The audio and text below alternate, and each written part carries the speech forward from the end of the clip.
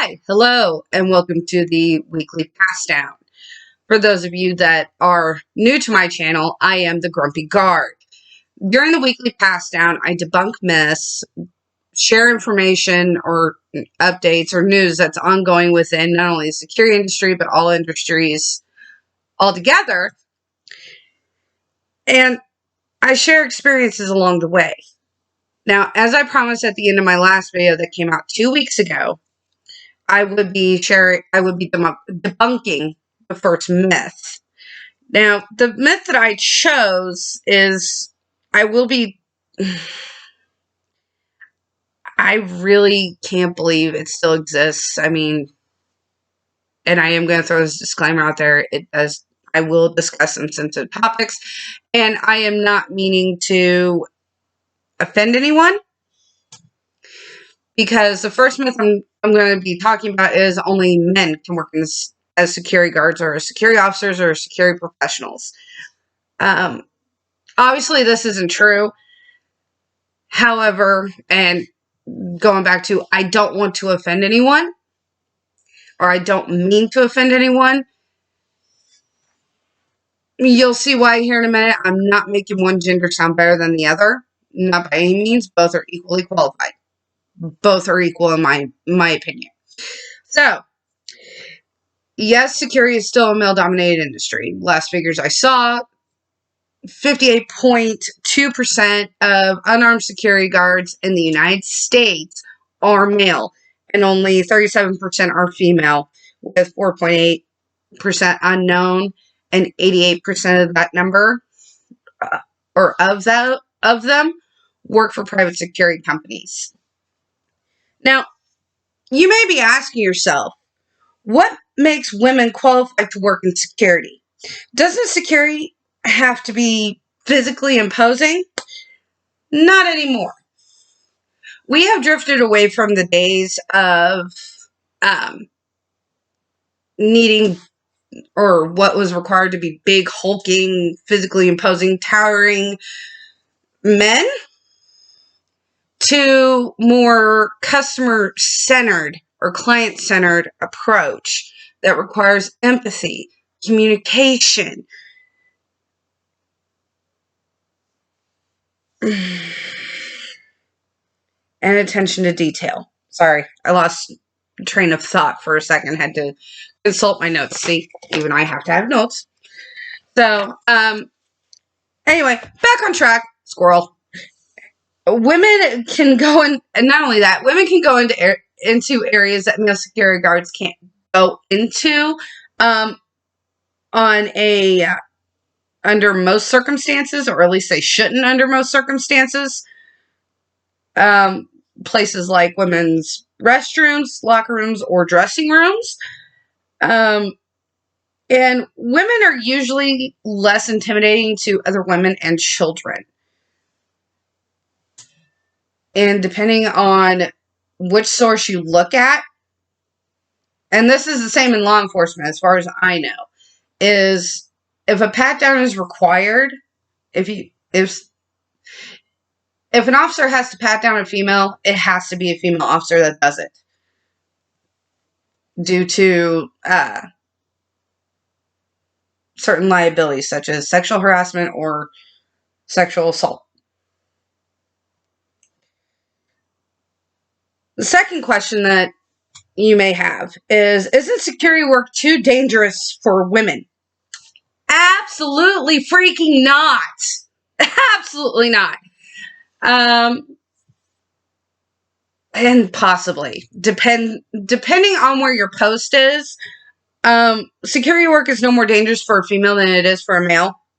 And I say this because if the company they are working for has a proper training program in place, and training is conducted regularly and properly, the security officer is better equipped to work at that post. Not only that, and I'll go into this in a different video, but training-wise, not only does most companies provide training through their own learning management system, or can be found on the computers or on the internet. But sometimes, most of the time, a lot of the time, the client provides training as well that the guards have to complete. And you're most likely to see a female guard in a public space, performing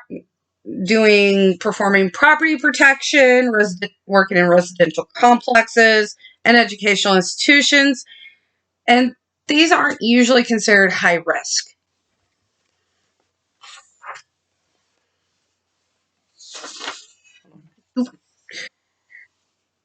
And the third question is, and the thing of it being is there's really no other question to be asked, but I am not going to sugarcoat everything for you. I'm not going to make it sound all hunky-dory.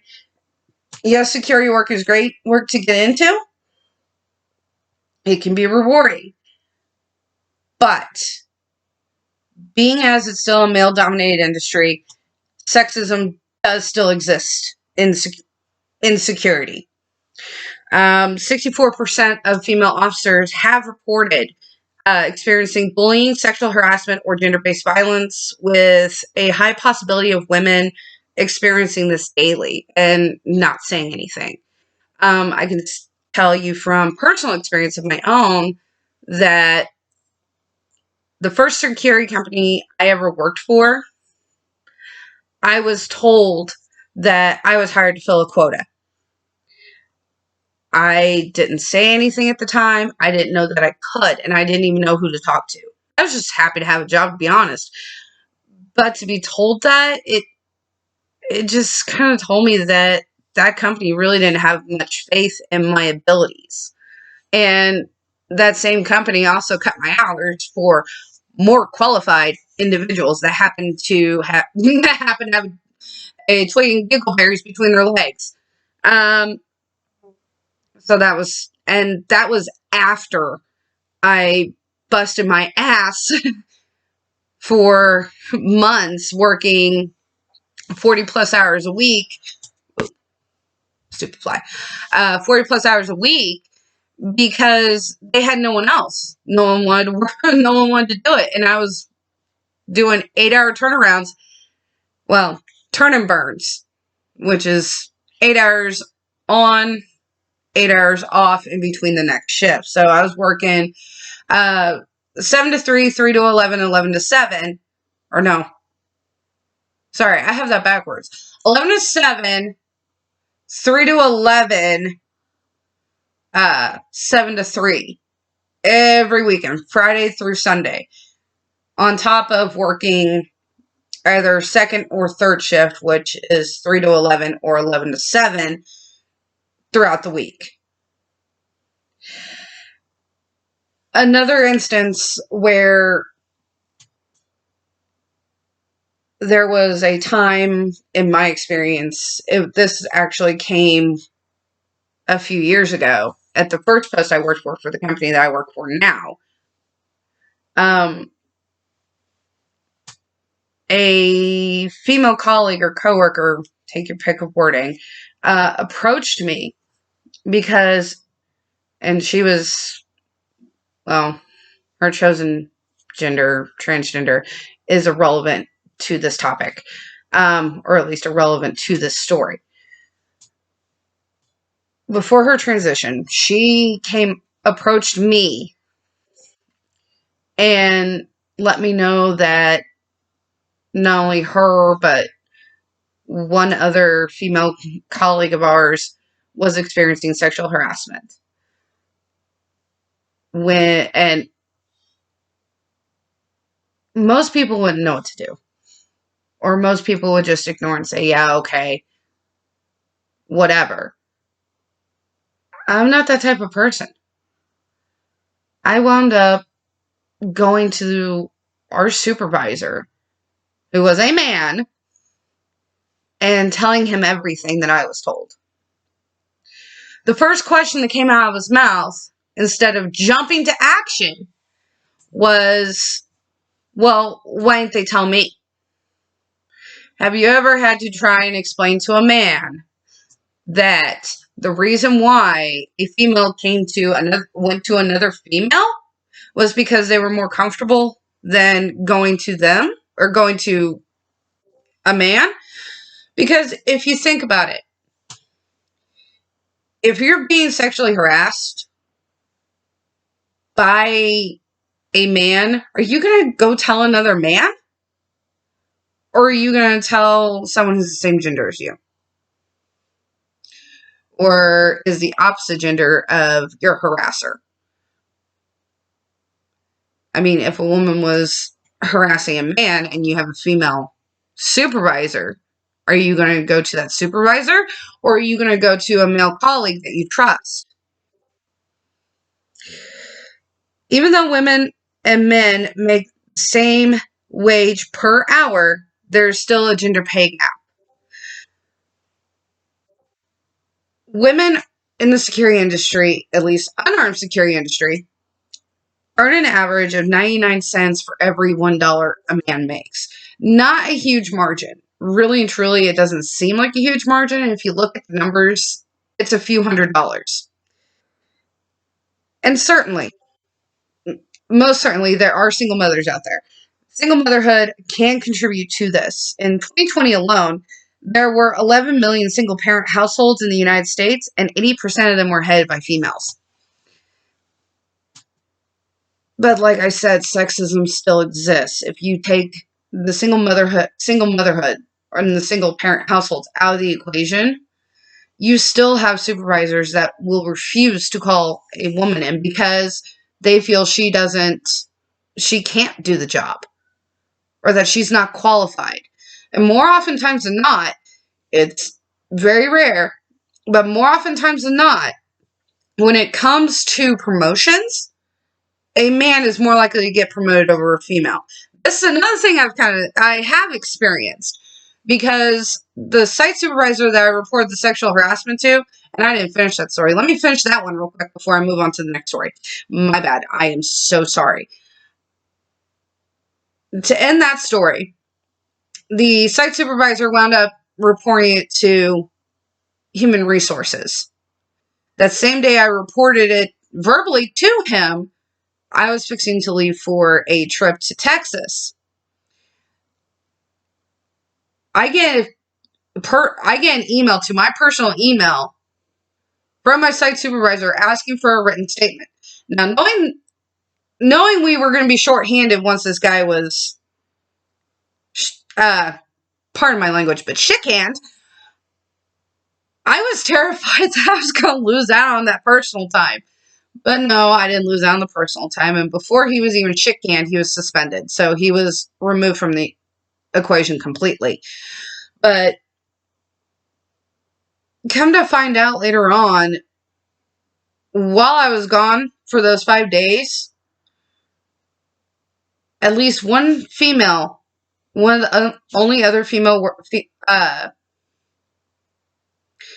guards there, she quit. I never found out the reason why, although I have my suspicions. But now going back to the gender pay gap, not pay gap, promotions, women not getting promoted over men. The second permanent post that I worked for, when I was starting out, I was what? I want to say about 3.5 years in with the company I'm with now, and I have been filling in every so often at other posts about an hour and a half away from where I lived. And the position for site supervisor came open. Now, the site supervisor the first site supervisor I had when I started out, put my name in for the position, and I was rejected. From what my account manager told me, I was not what the client wanted. When I spoke with the client, because they asked why I wasn't down there more often, or why I wasn't put down there permanently, and why I wasn't the supervisor. I told them what, and this was probably a mistake on my part, revealing confidential information, whatever. At this point, it's whatever at this point. But I told them what I was told. And I tried to limit it as much as possible. But I told them what I was told. And they were not the happiest campers. I will say that. And what was an even bigger blow to me was the person that was hired for site supervisor down there.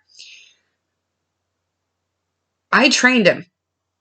I was sent down there to freaking train this dude. And they didn't have the balls to fucking tell me that, oh, you're training the new site supervisor. It had to come from him.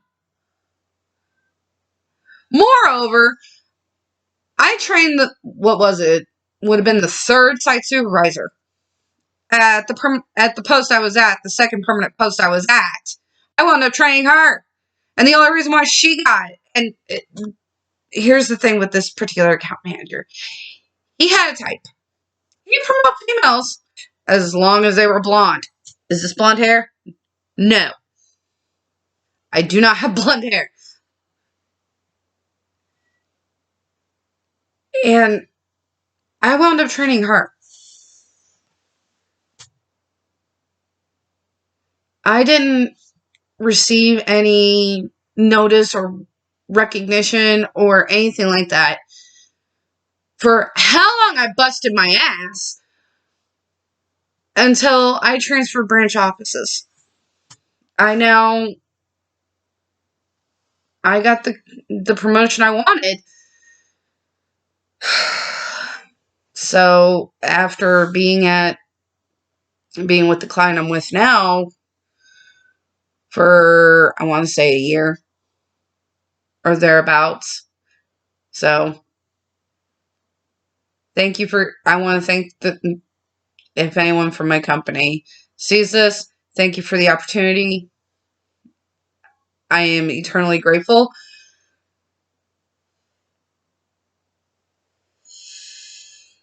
That all being said, and I don't even know how to go about expanding the conversation.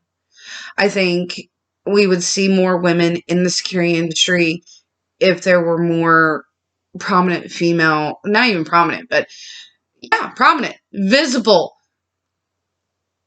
female leadership within the security industry. I don't know what do you guys think? If you enjoyed what you saw today, please like or dislike. Either way, I got a view. But subscribe, click the bell for notifications for future content. And if you want to continue the conversation, I would love to continue this conversation. Leave a comment for me, and I will respond. Have a great day, stay safe, and stay grumpy.